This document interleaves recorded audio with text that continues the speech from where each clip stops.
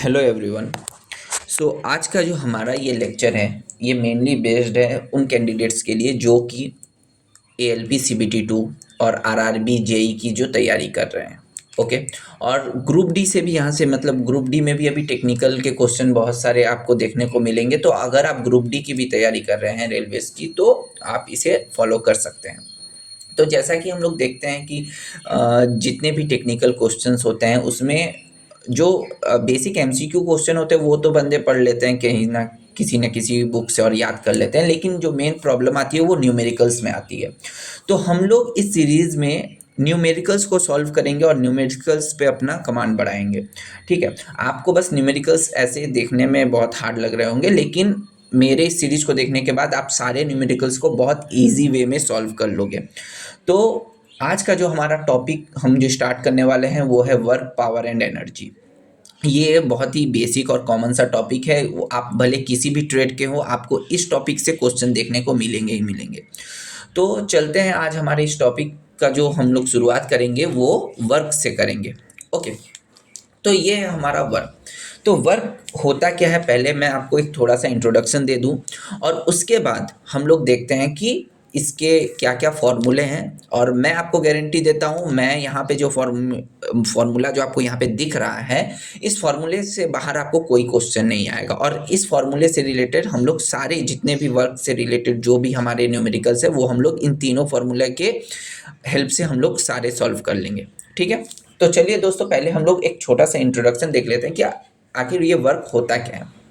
देखिए, अगर सपोज करिए कि आपका कोई ऑब्जेक्ट है, ठीक है, और आप इसको क्या कर रहे हो, फोर्स दे रहे हो किसी एक डायरेक्शन से, तो ऑब्वियसली वो क्या करेगा, वो डिस्प्लेस करेगा, वो मूव करेगा। वो किस डायरेक्शन में मूव करेगा, सपोज करिए कि अगर आप इस डायरेक्शन पे दे रहे हो तो ऑब्वियसली वो इस डायरेक्शन में मूव करेगा। तो जब भी आप किसी भी ऑब्जेक्ट पे फोर्स अप्लाई करते हो, ओके, जब भी आप किसी भी ऑब्जेक्ट पे फोर्स अप्लाई करते हो तो वो क्या करता है, डिस्प्लेस करता है। ठीक है। तो हम तभी इसे वर्क कर सकते हैं कि जब भी हम किसी पे फोर्स अप्लाई करें और वो एक जगह से वो अपना पोजीशन चेंज करे, वो एक जगह से दूसरी जगह पे डिस्प्लेस करे, तभी हम उसे वर्क डन बोलेंगे। ठीक है। अगर सपोज करिए कि अगर यहाँ पे एक वाल है, ठीक है, ये एक वाल है और आप इसको फोर्स दे रहे हो, तो क्या ये वाल मूव करेगा, कभी नहीं करेगा। तो यहाँ पे जो आपका वर्क डन होता है वो जीरो होता है, क्योंकि आप भले इसे फोर्स दे रहे हो लेकिन ये वाल तो मूव कर ही नहीं रहा है, तो आपका फोर्स देने का कोई मतलब नहीं होता। ओके। तो यहाँ पे जो हमारा वर्क होता है वो जीरो होता है, क्योंकि आप फोर्स तो दिए हो मगर वर्क तो पूरा जीरो ही है, वहाँ पे कोई काम ही नहीं हुआ, उस काम का कोई मतलब ही नहीं निकला। ओके। सो ये है हमारा बेसिक इंट्रोडक्शन जो कि आपको जानना जरूरी है वर्क के बारे में। तो हमारा जो ये पहला फॉर्मूला है, मैं उतने डिटेल में नहीं जा रहा हूँ, ठीक है, क्योंकि हमें बहुत कम टाइम के अंदर बहुत बड़े वास्ट सिलेबस को कवर करना है। तो इसीलिए मैं आपको जस्ट जो ऊपर का ओवरव्यू है वो दे रहा हूँ, और मेन जो फॉर्मूलेज है, ठीक है, जिससे हम लोग सारे न्यूमेरिकल्स को सॉल्व करेंगे वो आपके लिए बहुत ज़रूरी है, तो वो आपको देख लेना बहुत ज़रूरी है। देखिए, तो क्या है कि पहला जो हमारे पास फॉर्मूला है वर्क डन का वो है फोर्स इनटू डिस्प्लेसमेंट। ठीक है, कि आप कितना फोर्स दे रहे हो और वो कितना डिस्प्लेस कर रहा है, ये इन दोनों का अगर हम मल्टीप्लाई करते हैं तो ये हमारे पास ये हमारा वर्क डन का ये फॉर्मूला आता है। ये बेसिक फॉर्मूला है फोर्स इनटू डिस्प्लेसमेंट। ओके। और ये जो हमारे पास एक कॉस थीटा है, ये क्या होता है, देखिए, आप जब भी फोर्स देते हो तो ऑब्वियसली किसी ना किसी एक डायरेक्शन में देते हो। जैसे कि इस पहले केस में आप देख लीजिए, आप इसको एक फोर्स दे रहे हो एक डायरेक्शन में, ओके, और ये डिस्प्लेस कर रहा है। तो डिस्प्लेस करना और फोर्स देना, ठीक है, आप जिस डायरेक्शन में फोर्स दे रहे हो और किस डायरेक्शन में डिस्प्लेस कर रहा है, इन दोनों के बीच ऑब्वियसली एक एंगल बनता है। ओके। तो उस एंगल को हम लोग क्या करते हैं, यहाँ पे जो थीटा का वैल्यू है हम लोग उसे पुट करेंगे, उस थीटा को, वो जो एंगल बनेगा। ठीक है। सपोज करिए कि आप एक यहाँ एक ऑब्जेक्ट है और आप क्या कर रहे हो, ऊपर से फोर्स दे रहे हो, ओके, और आप इसको डिस्प्लेस करवाना चाहते हो इधर, लेकिन क्या ये कभी डिस्प्लेस होगा, नहीं होगा। क्यों नहीं होगा, क्योंकि देखिए यहाँ पे जो एंगल बन रहा है वो 90 डिग्री का बन रहा है। ओके। और ये 90 डिग्री का बन रहा है, तो अगर आप थीटा का वैल्यू यहाँ पे 90 डिग्री पुट करते हो, ओके, थीटा का वैल्यू आप 90 डिग्री पुट करते हो, तो आपका ये पोर्शन क्या हो जाता है, जीरो हो जाएगा। तो आपका वर्क डन भी क्या हो जाएगा, जीरो हो जाएगा। तो इसलिए हमारे लिए ये जो एंगल है, ये एंगल का जानना भी बहुत जरूरी है। ठीक है। तो हमारे पास कुल मिलाकर जो वर्क का जो फॉर्मूला आया है वो है फोर्स इंटू डिस्प्लेसमेंट और इंटू कॉस थीटा। ओके, और एक हमारे पास फॉर्मूला है वो है वर्क का एम जी एच। ओके, तो यहाँ पे जो एम है वो क्या है, मास हो गया अपना, और ये जो जी है ये क्या है, आपका acceleration due to gravity. Acceleration मैं आपको सारे चीज़ें थोड़े मैं आपको डिटेल में भी बता दूंगा ताकि आपका कॉन्सेप्ट भी क्लियर हो। ये है आपका acceleration due to gravity. Okay, और ये जो मेरा एच है ये हो गया मेरा हाइट। ओके, ये हो गया हाइट। अब देखिए यहाँ पे आप बोलेंगे कि अब मैं कैसे इन सबको, मतलब वर्क का तो एक फॉर्मूला ये था तो अब ये कहाँ से आ गया। तो देखिए अगर मैं देखूँ तो ये आपका सेम, मतलब सेम फॉर्मूला ही है, लेकिन यहाँ पे चीज़ें अलग अलग ली गई हैं। जैसे यहाँ पे जो फोर्स है, आपको अगर पता होगा, अगर आप फोर्स के बारे में थोड़ा बहुत अगर जानकारी रखते हैं, जो न्यूटन्स का जो हमारा सेकेंड लॉ है उससे हमें पता चलता है फोर्स इक्वल्स टू क्या होता है, मास इनटू एक्सीलरेशन, राइट। तो ये यही फॉर्मूला है। देखिए ये जो फॉर्मूला है हमारा, ये यही फॉर्मूला है, ये मास इनटू एक्सीलरेशन ही है। आप बोलेंगे कैसे है, तो देखिए ये जो हमारा एम जी है ये हमारा मास इंटू एक्सेलरेशन है। कैसे है, देखिए यहाँ पे तो m का मतलब तो आपको समझ में आ रहा होगा, ये मास है, और ये जो g है ये एक्सेलरेशन ड्यू टू ग्रेविटी है, क्योंकि आप जब भी किसी ऑब्जेक्ट को ऊपर से छोड़ते हो, ठीक है, तो क्या होता है वो जब भी नीचे की तरफ आता है, आप सपोज किसी ऑब्जेक्ट को आपने ऊपर से छोड़ा, अगर वो आपके नीचे की तरफ आ रहा है, ये किस लिए आ रहा है, ये उस ग्रेविटी के लिए आ रहा है। ओके, जो अर्थ का जो ग्रेविटी है वो उसके वजह से वो क्या हो रहा है, वो नीचे आ रहा है। तो अर्थ के ग्रेविटी के वजह से उसके अंदर क्या हुई, एक एक्सीलरेशन जनरेट हुआ। ओके, क्योंकि देखिए यहाँ पे वो एक वेलोसिटी से आ रहा था, फिर वो जैसे जैसे वो अर्थ की तरफ बढ़ता जाएगा उसका वेलोसिटी बढ़ता जाएगा। तो चेंज ऑफ आपका जो चेंज ऑफ वेलोसिटी है, ठीक है, टाइम के साथ जो आपका वेलोसिटी चेंज हो रहा है, इसे ही तो हम लोग एक्सीलरेशन कहते हैं। तो ये जो एक्सीलरेशन जनरेट हुआ है वो मेरे अर्थ की ग्रेविटी के वजह से हुआ है, इसलिए यहाँ पे हम लोग क्या ले रहे हैं, ये जी उसका वैल्यू है, एक्सीलरेशन ड्यू टू ग्रेविटी। आपने इसको पहले भी पढ़ा होगा, जो स्मॉल जी है वो एक्सीलरेशन ड्यू टू ग्रेविटी होता है। और ये जो हाइट है यहाँ पे आपको दिख रहा होगा, हाइट क्या है, हाइट तो डिस्प्लेसमेंट है। सपोज करिए आपने किसी एक पर्टिकुलर हाइट से किसी एक ऑब्जेक्ट को छोड़ा, तो आपका पहले ये ऑब्जेक्ट इधर था और अभी आपका यहाँ पहुँच गया, तो इसने क्या किया, डिस्प्लेस किया। ठीक है, तो कितना डिस्प्लेस किया वो तो हम लोग एक हाइट से दिखाएंगे। इसलिए ये जो फॉर्मूला है ये वही फॉर्मूला है जो कि आपको ऊपर दिख रहा है, फोर्स इंटू डिस्प्लेसमेंट। यहाँ पर जो एम जी है वो फोर्स का काम कर रहा है और ये जो हाइट है वो डिस्प्लेसमेंट का काम कर रहा है। ओके, तो आई होप आपको ये फॉर्मूला समझ में आया होगा। और जो हमारे पास और एक फॉर्मूला है जो कि है हम वर्क डन को और एक वे से भी कैलकुलेट करते हैं। आपका होता है हाफ इंटू, ये क्या हो गया, M V square. M V square मतलब ये एक्चुअली काइनेटिक एनर्जी का ये है, काइनेटिक एनर्जी का फॉर्मूला है एम वी स्क्वायर। ठीक है, लेकिन आप बोलिएगा कि तो वो काइनेटिक एनर्जी का तो एम वी स्क्वायर होता है, right, half half M V square. Okay, तो यहाँ पे ये जो V2 और V1 है, ठीक है, ये कहाँ से आ गया। तो देखिए जब भी हम लोग आपको ऐसे बहुत सारे प्रॉब्लम्स आपको मैं सॉल्व करवाऊंगा जिसमें हमें ये कहा जाएगा कि मैं पहले एक वेलोसिटी से चल रहा था, फिर मुझे अपने वेलोसिटी को क्या करना पड़ा, चेंज करना पड़ा। ठीक है, तो मैं अपने पहले वाले वेलोसिटी को अगर V1 पकड़ता हूँ और दूसरे वाले को V2 पकड़ता हूँ, सपोज करिए आपने चेंज किया अपना वेलोसिटी को, तो वेलोसिटी चेंज करने के लिए भी तो आपको कुछ वर्क डन करना पड़ेगा, राइट।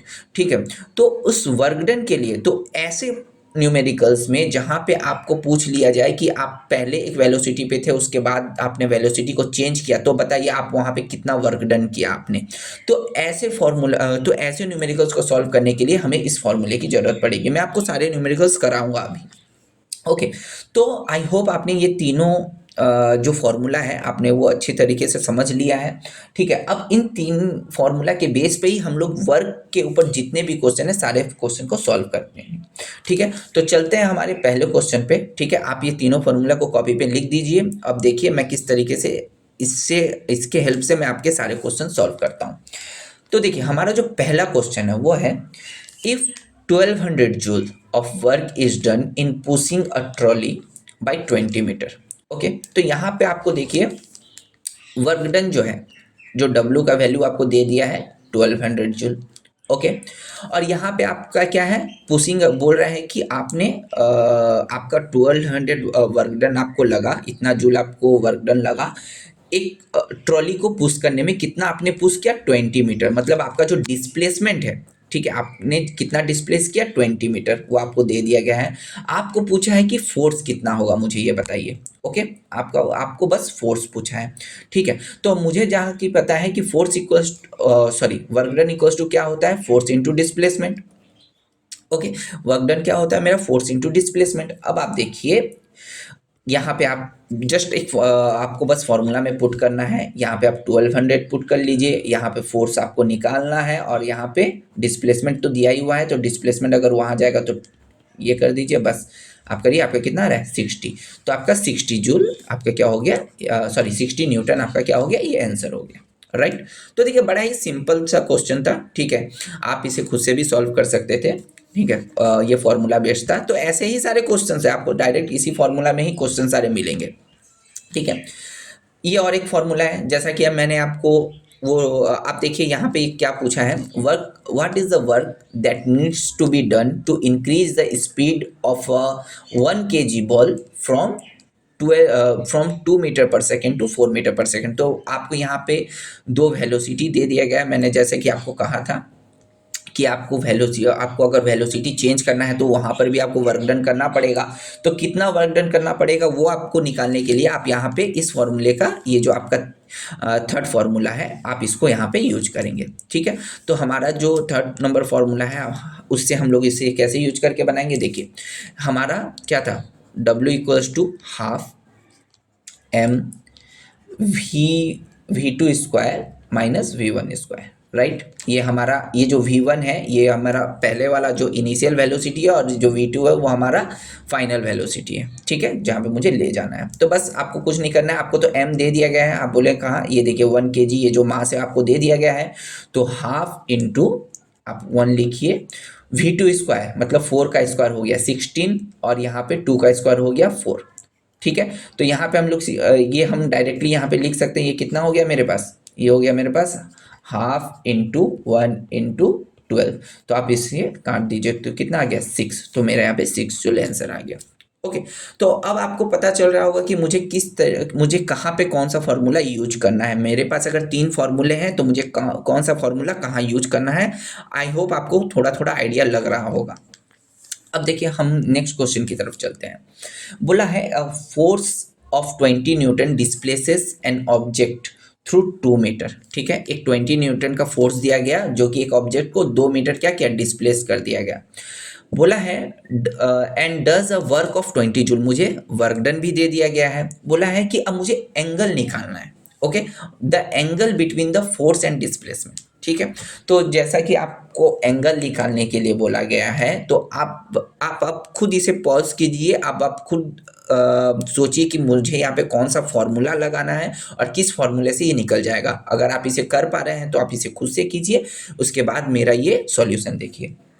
तो देखिए यहाँ पे मुझे फोर्स दे दिया गया है, और मुझे डिस्प्लेसमेंट भी दे दिया गया है, और वर्क भी दे दिया गया है। तो मुझे जबकि पता है force equals to F S cos theta होता है।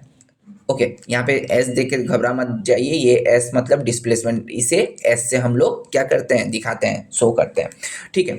तो चलिए यहाँ पे हम लोग फटाफट से वैल्यू पुट कर देते हैं। वर्क का वैल्यू पुट कर दिए, यहाँ पे भी 20 हो गया, और डिस्प्लेसमेंट भी मुझे दे दिया गया है 2 मीटर, और यहाँ पे कॉस थीटा निकालना है, मतलब थीटा का वैल्यू निकालना है मुझे। तो मैं क्या करूँगा, तो देखिए 20 से 20 मेरा कैंसिल आउट हो गया, और यहाँ पे अब 1 बच गया है। तो कॉस थीटा इक्वल्स टू कितना होता है मेरा 1/2, ये हो गया मेरा कॉस थीटा इक्वल्स टू 1/2, क्योंकि ये 2 इसके नीचे चला गया। अब देखिए, तो थीटा का वैल्यू क्या आ जाएगा, कॉस कितना, कॉस के कितने डिग्री पे 1/2 होता है, तो हमें पता है 60 डिग्री पे। तो यहाँ पे थीटा का वैल्यू कितना आ जाएगा, 60 डिग्री, ठीक है। तो ये बहुत ही सिंपल सा क्वेश्चन था, ठीक है। अगर आपने इसे खुद से सॉल्व किया तो बहुत अच्छी बात है। नेक्स्ट क्वेश्चन पे चलते हैं। बोला है कि अ Potter raises 12 kg object from surface to earth, ठीक है, from the surface of the earth and put the object 1.5 meter above from the surface of his head, ठीक है। अब क्या है कि कोई एक नीचे एक ऑब्जेक्ट था, ठीक है, एक बंदे ने क्या किया, उसको उठा के 1.5 metre above the surface of his head उसने प्लेस किया। सॉरी। तो मुझे बताइए वहाँ पे कितना वर्क डन हुआ है। ओके, तो आप यहाँ पे क्या करोगे, तो जैसा कि मैंने आपको कहा था यहाँ पे अबव मतलब नीचे था, वो आप ऊपर लेके गए, तो मतलब क्या हुआ, यहाँ पे हाइट का कहीं पे कॉन्सेप्ट आया है, तो हाइट का आपको कहाँ दिख रहा होगा, आपको दिख रहा होगा उस फॉर्मूले पे W = mgh। Okay, W = mgh। देखिए यहाँ पे आपको ऑलरेडी क्वेश्चन में जो g का जो वैल्यू है, आप बोलोगे कि मुझे g कहाँ से पता चलेगा, तो g का वैल्यू आपको ऑलरेडी क्वेश्चन में दे दिया होगा वो। ठीक है, तो g का वैल्यू आप यहाँ से देख सकते हो, तो यहाँ पे g का value 10 metre per second square दे दिया गया है। तो बस आपको क्या करना है, बस फॉर्मूले में पुट करना है। वर्क मेरा यहाँ पे क्या हो गया है, मुझे वर्क डन ही तो निकालना है, और यहाँ पे मास आपको 12 kg दे दिया गया है, तो 12 kg पुट कीजिए। जी का वैल्यू आपको 10 दे दिया गया है, और सॉरी, जो हाइट है तो आपको हाइट कितना दे दिया गया है, 1.5। ओके, तो आप यहाँ पे जी का वैल्यू अगर क्वेश्चन में दिया भी होगा तो आप उसे देख के समझ सकते हो कि मुझे यहाँ पे ये वाला फॉर्मूला यूज करना है। या फिर कोई ऑब्जेक्ट को आप नीचे से ऊपर उठा रहे हो या फिर ऊपर से नीचे रख रहे हो, तो यहाँ पर भी आपको समझ में आ जाना चाहिए कि ये कहीं ना कहीं मुझे हाइट का बात कर रहा है, क्योंकि ये वर्टिकली अप डाउन कर रहा है। अगर मुझे वो हॉरिजेंटली करता तो आप एफ एस कॉस थीटा वाला लगाते हैं, लेकिन जब ये हॉरिजेंटली सॉरी जब ये हॉरिजेंटली करता तो आप एफ एस कॉस थीटा लगाते, लेकिन आपका यहाँ मूवमेंट जो हो रहा है वो वर्टिकली हो रहा है। ठीक है, तो आप यहाँ पे क्या लगाओगे, यहाँ पे हाइट आएगा आपका। तो बस, और क्या है, अब इसे सॉल्व कर दीजिए, तो आपका कितना आ रहा है यहाँ पे देखिए, यहाँ पे 10 को आप 15 से मल्टीप्लाई करो, 1.5 से मल्टीप्लाई करोगे तो ये पोर्शन आपका कितना हो जाएगा, 15, और 15 और इंटू 12 होता है मेरा 180 जूल। ओके, बस इतना ही था। नेक्स्ट क्वेश्चन पे चलते हैं। यहाँ पे बोला है N object of 1 kg drop from the ground. ठीक है, अब देखिए, अब ड्रॉप फ्रॉम द ग्राउंड बोला है, तो आपको ground drop to the ground, sorry drop to the ground बोला है। तो देखिए आपका कहीं ऊपर था तो आपने ग्राउंड पे ड्रॉप किया, तो मैंने यहाँ पे क्या हुआ, वर्टिकली नीचे आया है, तो आपको पता चल गया होगा यहाँ पे कौन सा फॉर्मूला यूज हो सकता है, यहाँ पे वो हाइट वाला, मतलब mgh वाला। Okay, an object of 1 kg drop to the ground from height of 30 metre, height यहाँ पे ऑलरेडी बोल भी दिया है। What is the work done by the force of gravity. Okay, अब फोर्स ऑफ ग्रेविटी से आपका क्या वर्क डन हुआ है वो आपको निकालना है। ठीक है, तो चलिए हम लोग यहाँ पे करते हैं, W = mgh यहाँ पे दे दिया गया है। ठीक है, यहाँ पे मास मुझे दे दिया गया है कितना, 1 kg, और यहाँ पे मुझे कितना दे दिया गया है, यहाँ पे मुझे जो हाइट दे दिया गया है वो 30 दे दिया गया, और यहाँ पे जी का वैल्यू मुझे यहाँ पे नहीं दिया गया, तो मैं कितना लूँ। ओके, तो यहाँ पे आप 10 ले सकते हो, क्योंकि इसके पहले वाले में भी देखिए 10 जी का वैल्यू 10 था, तो यहाँ पे जी का वैल्यू जो है वो 10 ले सकते हो। और यहाँ वैसे तो जी का वैल्यू अगर हम ओरिजिनली ऐसे बात करें तो 9.81 ही होता है। ठीक है, मीटर पर सेकेंड स्क्वायर ये होता है, लेकिन हम इसे राउंड फिगर में करने के लिए हम इसे मैक्सिमम कहीं पर भी 10 पे हम लोग इसे पकड़ते हैं, और यहाँ पे आपका हाइट दे दिया गया है 30। तो देखिए, तो ये आपका वर्क डन कितना आ गया, यहाँ पे 300 जूल, तो 300 जूल आपका वर्क डन हो गया। समझ में आया होगा आई होप इसको।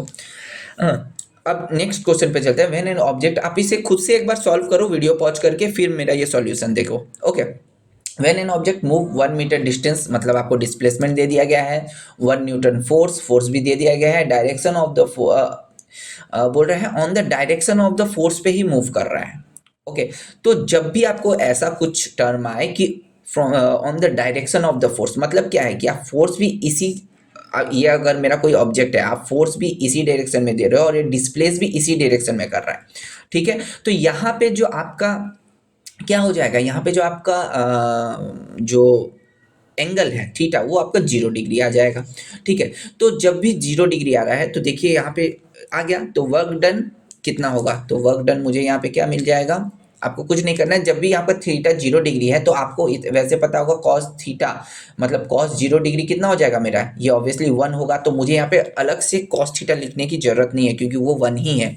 तो आप यहाँ पे क्या करो, डायरेक्ट जो फोर्स और इंटू डिस्प्लेसमेंट 1 जो है इस कर दो, और ये आपका क्या आ जाएगा 1 आंसर, तो 1 जूल आपका आंसर हो गया। आई होप आपको ये समझ में आया होगा। नेक्स्ट जो क्वेश्चन है, work done bye a man standing on a platform holding 10 kg suitcase. ठीक है, अब देखिए यहाँ पे आपको समझने वाली आपको बात है कि एक बंदा इस प्लेटफॉर्म पे क्या है, खड़ा है, मतलब जस्ट एक बंदा क्या है कि वो प्लेटफॉर्म पे बस खड़ा है एक सूटकेस लेके। ठीक है, सूटकेस लेके खड़ा है एक बंदा प्लेटफॉर्म पे। ओके, बोल रहा है कि अब वो कितना वर्क डन। अरे भाई, आप जब वर्क डन आप कुछ कर ही नहीं रहा, आप बस जस्ट खड़े हो। ठीक है, यहाँ पे ना आपका कोई डिस्प्लेसमेंट हो रहा है, आपका कोई डिस्प्लेसमेंट हो रहा है कि आपको कहीं पे डिस्प्लेसमेंट दिख रहा होगा, नहीं दिख रहा होगा, जस्ट आप लेके खड़े हो, आप कहीं पर भी मूव नहीं कर रहे हो। तो ऐसे केस में आप जब मूव ही नहीं कर रहे हो तो मतलब आपका डिस्प्लेसमेंट क्या हो गया, जीरो हो गया। ठीक है, जब डिस्प्लेसमेंट ही जीरो हो गया तो आपको वर्क डन का जो फॉर्मूला है वो तो सारे मल्टीप्लीकेशन फॉर्म में है। ठीक है, F into S into cos theta, जो भी आपके मल्टीप्लीकेशन फॉर्म में है। तो इसमें से अगर मेरा एक भी अगर जीरो हो गया है तो ये मेरा सब कुछ क्या हो जाएगा, वर्क डन भी जीरो हो जाएगा। तो मतलब आपका वर्क डन क्या हो जाएगा, जीरो।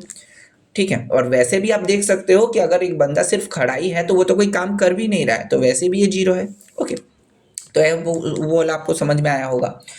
नेक्स्ट वाला देखिए, a 4 kg object moving horizontally with a speed of 5 metre per second. ठीक है, मुझे मास दे दिया गया है 4 kg, अब मुझे स्पीड दे दिया गया है 5 मीटर पर सेकेंड। बोला है to increase its speed to 10 metre per second. मतलब देखिए यहाँ पे जब भी वेलोसिटी की बात आ रही है तो मुझे समझ में आ जाना चाहिए कि मुझे कौन सा फॉर्मूला लगाना होगा। और यहाँ पे वेलोसिटी चेंज भी हो रहा है, पहले 5 था, अब मुझे 10 मीटर पर सेकेंड में लेके जाना है। तो मेरा 5 जो हो गया वो मेरा V1 हो गया और 10 जो हो गया मेरा V2 हो गया। तो आई होप आप इसे फॉर्मूला पे सेट करके आप इसका आंसर निकाल सकते हो। तो आप इसे एक बार खुद से करो। बोला है अमाउंट ऑफ नेटवर्क रिक्वायर्ड, तो चलिए फटाफट फॉर्मूला पे पुट करते हैं। यहाँ पे मुझे मास दे दिया गया है 4 kg, और यहाँ पे V2 का स्क्वायर क्या होता है 100, और V1 का स्क्वायर ये क्या हो गया आपका, कितना हो गया 25। ओके, V1 का स्क्वायर 25, तो 100 - 25, तो ये हो गया मेरा 75। तो चलिए इसको काटिए, तो कितना हो गया 2 × 75, ये आपका हो गया 150 जूल। ठीक है, बहुत ही ईजी था। आई होप आप इसे खुद से भी सॉल्व कर सकते थे।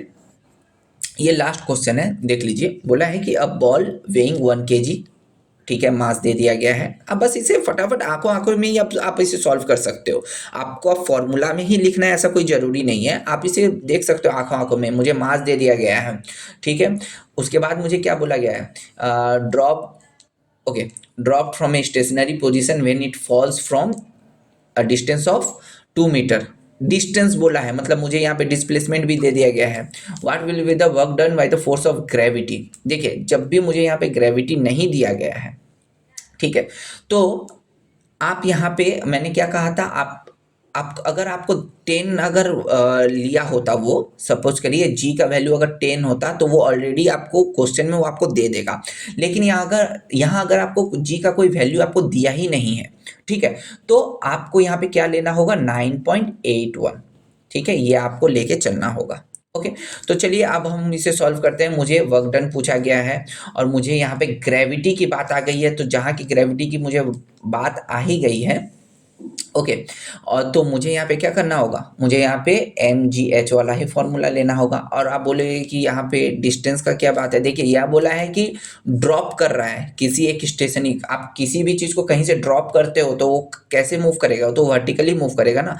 तो यहाँ पे आपका हाइट का ही कॉन्सेप्ट आएगा, तो आपको mgh का ही फॉर्मूला यूज करना है। तो चलिए फटाफट करते हैं। यहाँ पे आपको 1 kg मास बोल दिया गया है, या आपको 9.81 इसको आप लीजिए, या फिर 9.81 जो भी है, और यहाँ पे जो ये है वो आपको इंटू 2। ठीक है, अब देखिए अब आप इसको सॉल्व कीजिए, कितना आ रहा है आपका 9.81, आपका मोटा मोटी तो आप इन दोनों को मल्टीप्लाई करिएगा तो देखिए आपका 1, सॉरी कितना आ रहा है आपका, हाँ 1.96 और समथिंग आएगा। ठीक है, 2, हाँ 1.962 ऐसा कुछ समथिंग, ऐसा ही कुछ आएगा आपका। ओके, तो यहाँ पे आपको कौन सा दिख रहा है, या आपको ये जो ऑप्शन नंबर 1 है ये आपका आंसर हो जाएगा। तो आई होप दोस्तों आपको ये जितने भी न्यूमेरिकल्स हैं ये आपको समझ में आया होगा। ठीक है, और आप खुद से भी अपने घर पे वर्क के जितने भी प्रॉब्लम है न्यूमेरिकल है, आप उसे खुद से भी निकालिए, निकाल के आप उसे खुद से सॉल्व करने की कोशिश कीजिए। देखिए ये तीनों फॉर्मूले पे ही आपके सारे जितने भी न्यूमेरिकल्स है वो सारे सॉल्व हो जाएंगे, ठीक है। और अगर आपको कोई भी न्यूमेरिकल करने में वर्क से रिलेटेड प्रॉब्लम हो रहा है तो आप कमेंट बॉक्स में कमेंट कर सकते हैं, ठीक है। तो आई होप आपको ये लेक्चर अच्छा लगा होगा। नेक्स्ट वीडियो में हम लोग एनर्जी देखेंगे, एनर्जी के सॉरी पावर देखेंगे, पावर के ऊपर जितने भी न्यूमेरिकल्स है वो सॉल्व करने की कोशिश करेंगे, फिर एनर्जी। तो इसी तरीके से हम लोग सारे जो भी टेक्निकल के जो क्वेश्चंस है वो हम सॉल्व करेंगे, ओके। तो आई होप दोस्तों आपको ये चीज़ समझ में आया होगा। तो अगर आपको अच्छा लगा है तो चैनल को सब्सक्राइब करिएगा, वीडियो को लाइक करिएगा और अपने दोस्तों के साथ शेयर करिएगा। थैंक यू वेरी मच दोस्तों।